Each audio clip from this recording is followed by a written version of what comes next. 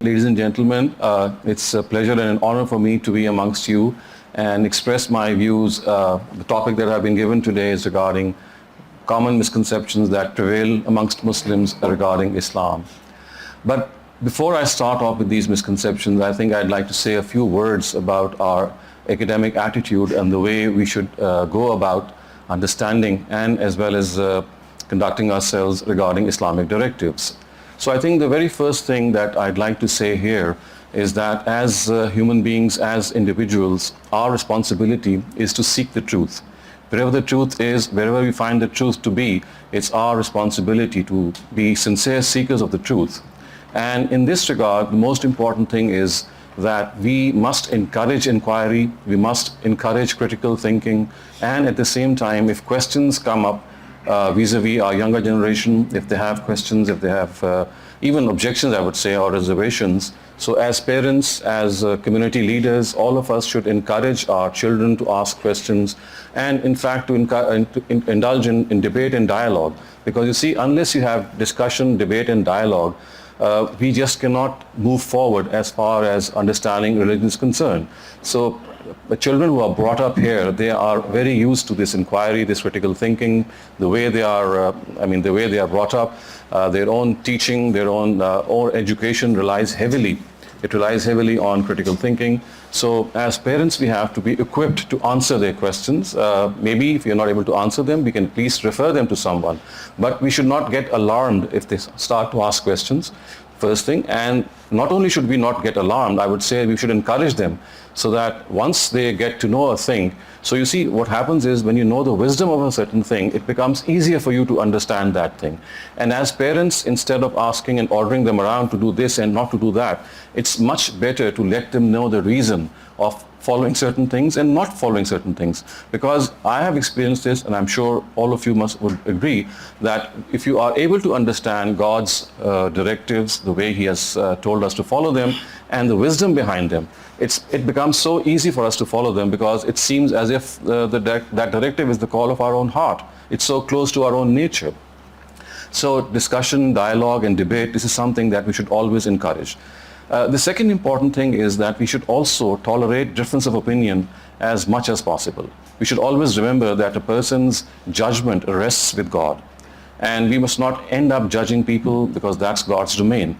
What we should do is what we understand for our own selves, and for that we need to know that the way the Sahaba and the Prophet himself, sallallahu alaihi wasallam, he would go about instructing his Sahaba, as well as at the same time the Sahaba themselves would differ with one another, and that is why we get these various schools of thought. But they always respected one another. So the second point that I wanted to make is that in spite of having a difference of opinion, we can still sit together and have a cup of tea. We can still sit together and discuss our views. It doesn't matter if we have different views as long as we are sincere seekers of the truth. So we are like passengers in the same train. We are like people who are moving in the same direction. So it doesn't matter if a person has a difference of opinion. All that we need to do is we must respect that person. We must always give that person due regard, because after all, he or she is a human being created by God, and all of us are part of this giant human family called mankind. And remember, our ancestors, Adam and Eve, they are the same. So we have the same parents. So respecting one another in spite of having a difference of opinion is something that we should do. And we should not judge people. Let God be the judge. And if ever we need to judge anyone, let it be our own selves, because we are better judge of our own selves. And another thing that I wanted to point out here is that remember, it's always something that is befitting for all of us, is that we must always be humble in our approach to religion, which means that whenever we understand something, we should always exceed that I can be wrong. If I'm told that I'm wrong, if there's something wrong with my arguments, I'll change them, I'll review them. So whenever I present my point of view, I should be humble in my understanding. I should not present it as the final word, because no human being can present his or her view as the final word. Only God and His Prophet has this right to do so. So our humility in knowledge is something which actually checks this phenomena that we call self-righteousness. So self-righteousness is something that as Muslims we are dearly and gravely afflicted with. We regard ourselves to be right and everyone else to be wrong. So I think here again we need to check ourselves, and self-righteousness is something that's not going to make us move forward in knowledge. It's just going to make us more bigoted and more prejudiced in our approach. And finally, one more thing that I'd like to present here is that, you see, when we discuss Islam, of course, this is something which is of an intellectual exercise. Our intellect is stimulated, we discuss things. But at the same time, we must realize that our connection with God in all circumstances must not suffer. It must not be sacrificed, because first we have to understand that as Muslims, it is equally important, if not even more, to be God connected, to have a good connection with God, to have a strong connection with the Quran, and at the same time do things which are pleasing to God. So at times what happens is that these intellectual exercises, they draw us further away from the practices of religion, which should not happen. So what I'm trying to say here is that at times when we become very, very intellectually oriented, we might neglect saying our prayers, we might neglect some of our other duties which we should not. So this again is something that should be before us. So with this brief introduction or this background, I'd like to come now to the actual topic, which is of course, it relates to common misconceptions about Islam. And these misconceptions, I would say, they are found amongst Muslims, and they are found amongst the people who perceive Islam the way they perceive. So I'll touch upon all of these misperceptions and misconceptions. And some of these misconceptions, I would say, again, they are something that I am on my own have learned from my teachers, and I don't say that I'm absolutely right, but as I just said, this is my understanding of religion, or my understanding how these misconceptions have arisen, and I can be wrong. I never claim to be absolutely right. If I've been pointed out that there's something wrong that I've understood, I'll definitely try to review it. So it's just a student's expression of his understanding of some of these misconceptions. That's what I would say. The first misconception that I think wherever I've gone in this world, I've been to many countries to present these misconceptions, and there's one persistent misconception that I can say is the topmost misconception, and it is perhaps something which is found almost everywhere equally all over the globe, and that is regarding the Prophet's marriage with Aisha radiallahu anha. And of course, people are not able to understand, it's not palatable for them, that how come a prophet who was 50 plus at the time was induced to marry someone who was 6 years old. And of course, we know that there's this historical narrative in one of the premier books of Islam, which is Sahih Bukhari, which says that Aisha radiallahu anha was 6 years old at the time of the nikah, and at the time of consummation, she was 9 years old. So this is something which, of course, is not understandable as per the norms of not only social dealings, but also the way marriage is conducted. The fact is that if you do a little bit more research, you'll find out that this is a very grave misconception. It's not that Aisha was 6 years old when she got married, and the consummation took place at 9 years old. So there have been researches on this, and we find an alternative view which I'd like to present, and that says that she was 19 years old at the time of her marriage, and when she got consummated, she was even more than that. And there is a simple mathematical reasoning that can lead you to this.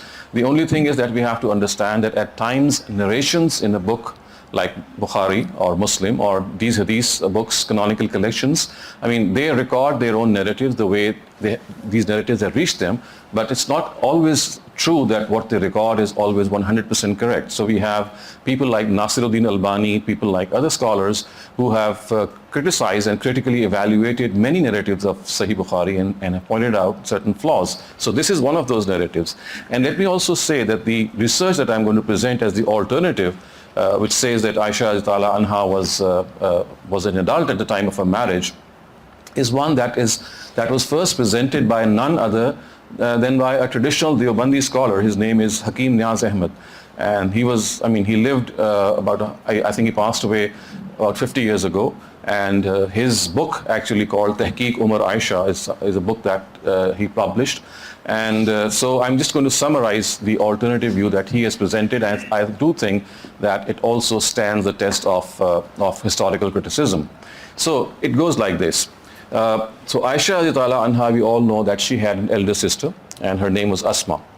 And Asma, we all know, was 10 years older to her. So this is one fact. As all history books state that she was 10 years older to Aisha. And then another fact which all history books state is that Asma died in 73 Hijrah at the age of 100. So she had longevity, she lived a very long life. She was 100 years old in 73 Hijrah when she died. And simple mathematical calculation will show if she was 100 in 73 Hijrah, then she would be 27 at the time of Hijrah. So, and remember we just said that she was 10 years older to Aisha. So if she was 27 at the time of Hijrah, so Aisha must be 17. And we also know that though Aisha got married in Mecca, but the rukhsati or the departure of the bride actually took place 2.5 years later when the Prophet had migrated to Medina. So if you make this calculation, you'll easily find out that she was actually 17 plus 2.5 or 3 years. She was 19.5 or 20 years old when she got married. And it's not my view, of course, as I said. This is a research view which has been presented by some scholars, and I have verified this view because all these dates, they are found in all history books. So for example, if you pick up one of the most premier history book of Islam, which is called the Tabqat of Ibn Sa'd, or the Tarikh of Tabri, so you'll find a corroboration that yes, Aisha was 10 years younger to Asma, and secondly, when Asma passed away, she was 100 years old in 73 Hijrah. So all these calculations, they do add up, and they give us this impression that, this conclusive evidence, I would say, that she was an adult at the time of her marriage, and it would be absolutely wrong to classify the fact that the Prophet married a 6-year-old or a 9-year-old. And to top it all, of course, as is the case, that we also discuss all these things, not only in the matter of how these things have reached us, but also in the fact that how could the Prophet have even thought of doing so, because we know that a person either marries for companionship or marries to have children maybe, or marries for some other reason in which a wife can come home and look after some of the household affairs. And we obviously can know that a 9-year-old or a 6-year-old can do neither of these. So it's also not logically possible that this could have happened. So there's one other area in which this marriage is justified, or one other verse of the Quran in which, through which it is said that, child marriage or underage marriage is something which is sanctioned by the Quran. And that is a verse of Surah Talaq, which is the 65th surah of the Quran, and it's the 4th verse.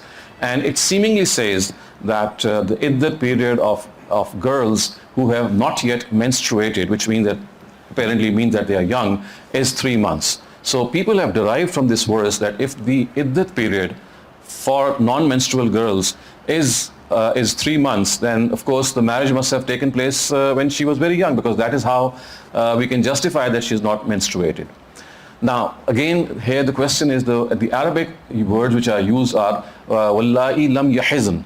So a proper and a correct translation of this part of that verse would be that women or girls who, in spite of reaching their menstruating age, have not yet menstruated. So that is the right translation.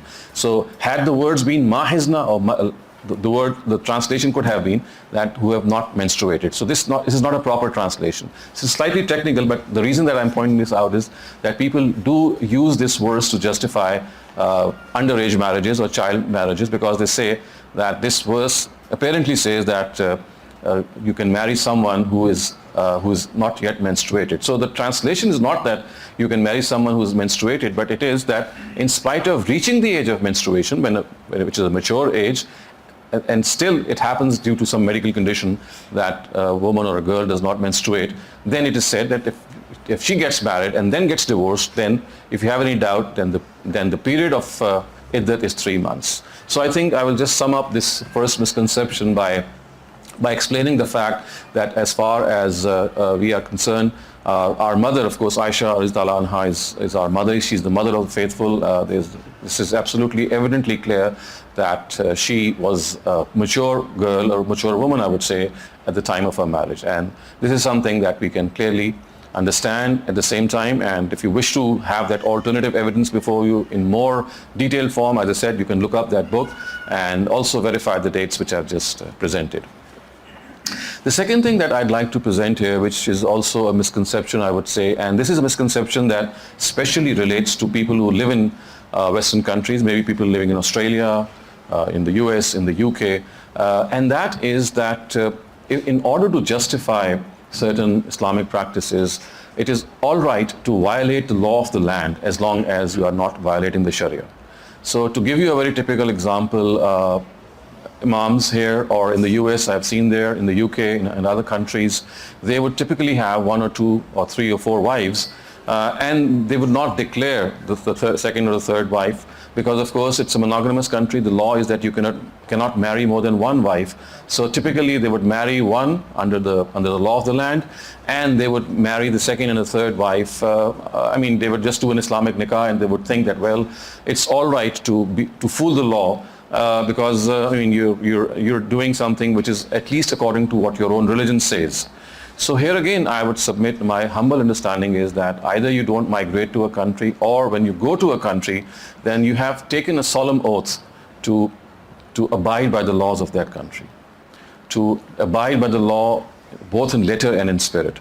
So I think this is an absolutely erroneous conclusion and an erroneous thing to say that if you are living in a country in which your own Sharia gives you a different directive than the ones that you find in that country, then it is okay to violate the law.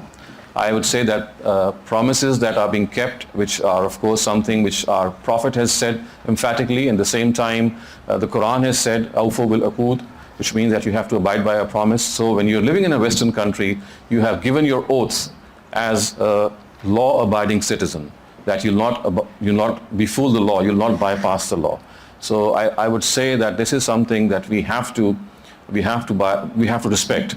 I mean, if we think that we have to do something which is more close to our religion, we have all the liberty to move away from that country, to migrate from that country, and then follow what we think is law. Otherwise, when we are living in a Western country, we must in all circumstances abide by the law of that country in letter and in spirit. Otherwise, this would be against going the very spirit of religion, the very spirit of Islam, which says that you have to abide by all international treaties, you have to abide by all international laws. Okay, the third thing that I'd like to discuss as a misconception relates to the form of government which is generally espoused when we talk about an Islamic state or an Islamic government. So normally we talk about Khilafat, or we talk about a government in which there's a dictatorship, in which there's a single person who's ruling, and the rest of the people are basically, they can give their suggestions to him, but ultimately he is all in all. He's like a Khalifa, he's like a dictator, he has a veto power over all people who are his advisors. So here we have to understand that as far as the Quran is concerned, the Quran has very emphatically said in one of its surahs, it says, "Amruhum shura bainahum," which actually means that the system of Muslims has to be based on consultation. In other words, the system envisaged by Islam is one in which you take the opinion of people. And the automatic and a natural outcome of this is that if you take the opinion of people in electing the final person who is your ruler, and if there is a difference of opinion, then automatically the opinion of the majority will prevail. This of course does not mean that the majority is always right. It only means that the way forward, whenever there is a difference of opinion, is that the majority should be accepted. So in other words, what we can say is that as far as Islam is concerned, or the Islamic principles of Shura are concerned, they are in line with what we in modern day call democracy, in which a person is elected by the will of the people. He does not get imposed on them by any other means, or he does not have any veto power, nor is he a religious person. For example, we know that in Iran, in Afghanistan, they think that only religious scholars can rule. And for this, no other person has the eligibility to do so. So this is not what the Quran has said. The Quran has said, "Amruhum shura bainahum," which means that their system is based on their own consultation, whoever they are. So if they are a good lot, of course, their ruler will reflect what they are. But it's not that in Islam the ultimate power rests with either a scholar maybe, or maybe a person who is a dynastic ruler. For example, we know that after Prophet Muhammad passed away, and after the first 4 caliphs, our own system of governance, it's changed into a dynasty, and we know that there were kings and their own successors. They were nominated. This is something that went right up to 1924, when Mustafa Kemal actually annulled the caliphate. So this is, in my humble understanding, not what the model of Islam is it says that you have to elect your ruler. It means that can have the prerogative that whoever you think is on merit qualifying for the job, you can cast your vote in favor of that person, and then of course it is up to the majority to decide. So my point here is that as far as the political system of Islam is concerned, it is neither a dictatorship, nor is it a theocracy in which religious people are allowed to rule, and nor is it maybe a secular state. It's basically a rulership in which people are elected by the people themselves. Okay, so another thing that I'd like to discuss as a system in which we have been probably misguided, I would say, or misperceived some of the directives of religion, relates to a phenomena that is so rampant in the whole world that from it stems a lot of misconceptions, and that is what we call commonly as Islamophobia, and that people who follow Islam, they become terrorists, they become violent, and they use religious verses of the Quran, of course, and Ahadith to justify that yes, they can topple governments, they can wage jihad to conquer people in the name of Islam, they can forcibly convert people, and if people, once they get converted and they leave the folds of Islam, then they must be their heads must be struck off, and that's what's called apostasy. So there's a bunch of things that relates to one single directive of religion, and that relates to a specific law of the Prophet, I would say, a specific law that is enshrined in the Quran. And if we are not able to understand that law, a lot of harsh verses of the Quran that we find today, which, for example, you must have read in the Quran, it says that you can kill the idolaters, you can wage jihad against the people of the book, you are not allowed to say salam, or you to wish salam, for example, to your non-Muslim friends. You cannot make friends with your non-Muslims, Jews and Christians. So all these basically relate to one single understanding of a particular law in the Quran, and I'd like to explain very briefly that law, because a lot of things, they hinge upon the explanation of this law, and they tell us that basically the whole system of terrorism, I would say, and the whole thing that has been brought forth today is the result of not being able to fully understand what the Quran says regarding some of the duties of the prophets of God. So you see, what has happened is that the Quran has mentioned that the greatest responsibility of every Muslim is to realize that he is going to be held accountable on the Day of Judgment. And that accountability is something that is ingrained in us. Our own conscience speaks about it. At the same time, we feel that if this accountability, if it does not take place, then the Almighty is not someone who's just, because you find people in this world who perpetrate injustice and they go scot-free. So in order to make this accountability in the hereafter a visual reality, what happens is that in the times of God's prophets, the Almighty creates these lesser days of judgment in the times of these prophets of God, in fact these messengers of God, and people are punished or rewarded. So they are punished for intentionally denying the truth, and it's no other than the personality of a messenger who delivers the truth to these people, and if they intentionally deny. And of course, this doesn't mean that they deny out of any confusion, out of any misconception, but willfully, deliberately. They know what the truth is. They are convinced of the veracity of the messenger, but they still take to denial. So the Quran says when this happens, then the Almighty allows the prophets of God, the messengers of God, to punish people for this denial in this very world, and make this an example for people who are living in the post-prophetic era, like people like us who are living after Prophet Muhammad, and we have to live till the day of judgment. So people who are living in the post-prophetic era, they get to know that in the prophetic era, whenever people denied intentionally, they were punished in this world. And this punishment took various forms. For the idolaters, it was they would be put to death because they believed in polytheism. For people of the book, because they were primarily monotheists, they were imposed jizya upon, and they were required to live a life of subjugation. And of course, there were other things which are very similar. And also, as a punishment for this deliberate denial, Muslims were told that you cannot make these Jews and Christians as your friends.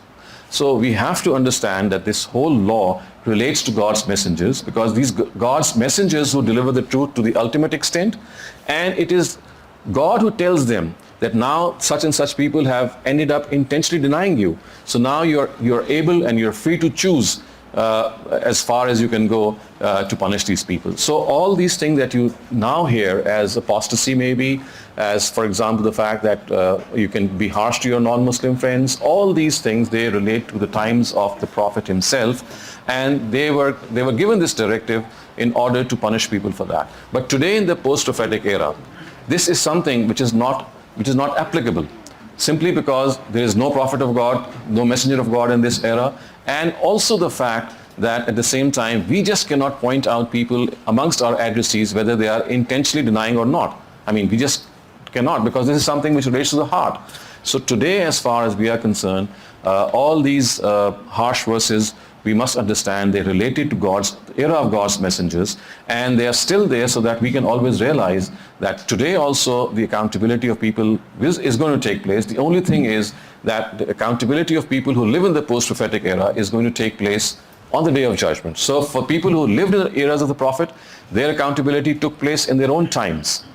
And for us, it's going to be deferred to the day of judgment. The only thing is that we must, when we read the Quran and we look up the stories of these prophets, we do understand that when they punish people, or when in their place natural disasters punish people, it was primarily God's scourge on them. It's primarily God's punishment on them. But today, for example, when people like Mullah Umar or Osama bin Laden or Abu Bakr Baghdadi, when they indulge in the same act in which they say that we'll kill people in the name of Islam, or we'll try to force them to convert to Islam, or we will try to subjugate the whole world, they have not understood, of course, this very primary premise, that this was the prerogative of the messengers of God in their own era, and only a messenger has the authority to do that, because he's doing that on behalf of God. Today we are not authorized to do that. So in that case, we can clearly see, if we are able to understand that all Muslims, they must not in any way be antagonistic to their non-Muslims around them, because now we don't know amongst them whether they have received the message of Islam completely or not. So remember, in the prophetic era, we are absolutely sure that the message of Islam has reached them, and they have understood that message, and in spite of understanding it clearly, they are bent upon denying it, and that is why God says that now they are punishable. But in the post-prophetic era, this of course can never happen. Neither do we have the service of a messenger of God.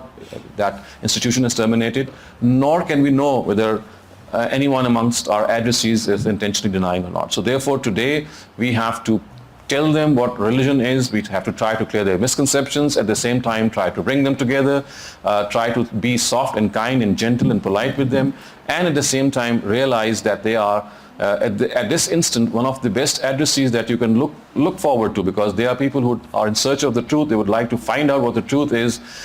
They themselves, as you know, are disillusioned by the way religion is presented to them. So you can clearly see that today a very large part of humanity, I would say, not just the Australians or the people living in other countries, a very large part are people who are subject to this wave of atheism, and they would not like to be prescribed to any religion. And one of the reasons for that is that the presentation of religion that has been made before them, whether it's the Christian religion or the Jewish religion or Islam, I mean, I'm talking about the Abrahamic religions, is something that does not make sense to them, or it has violence, for example, in them, and they are not able to make sense of that. So I think in this manner we are able to communicate to all our societies, people living around us, that as members of the Abrahamic faith, we are basically cousins of one another.